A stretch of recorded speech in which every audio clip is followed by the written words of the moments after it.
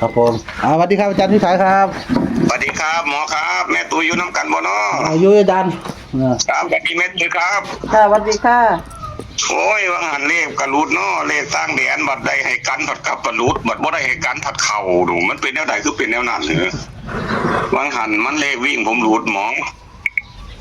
มันเลขวิ่งมันคันเลขวิ่งมามันก็เข่าอ่ะล่ะเพราะว่าเลขตัวประกบมันเข่าใส่กันเองซะมันก็เลยตัวเข่าเที่ยวนี้เอาไม้นะหมอเนาะ ครับผม เอาอันกาสิเป็นเลขวิ่ง2ตัวคือเก่าเด้อหมอเด้อ เป็นอาจารย์หนาวท่าคุณ ไม่ผมตุ่มผ่าอยู่ได้เยอะนี่ตุ่มผ่าเข้ากับหมออยู่แต่ว่ามันคือแต่เช้าแท้บ่นหมอตื่นบ่ก็เลยเสียงโทรมาแต่ได้หมอ ระยะกี่รออาจารย์พอดีกำลังอยู่ไทยแต่พอดีเขาออกมาก็เลยไทยก่อนหนาวเสร็จ มีอยู่กับมันลูกศิษย์พอดีเนาะ ครับ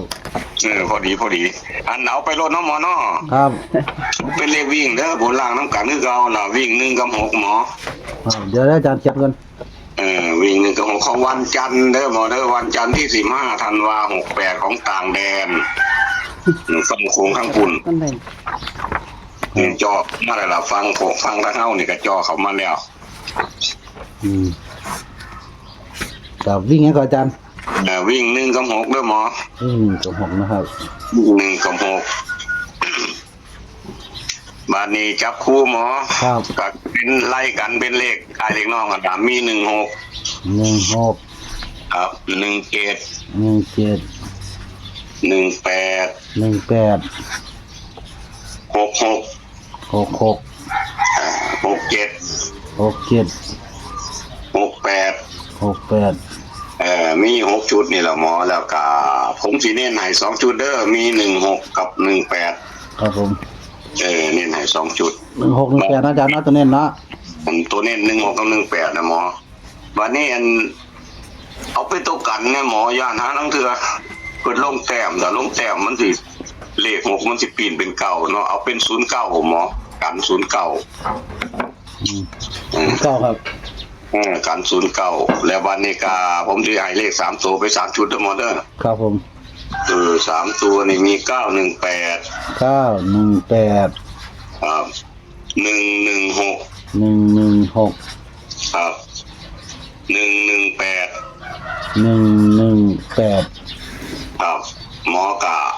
วงกลมโซเก่า18นี่แหละตัวหนึ่งกะอีกตัวหนึ่งกะ116เลยละหมอ ครับ 2จุดนี่ละ118เอาเป็นตัวรองซะจริงๆผมย่านแต่มันเป็นคือวังหันที่จริงนั่นเลขมันเข้าอยู่ผมหังบ่ได้เห็น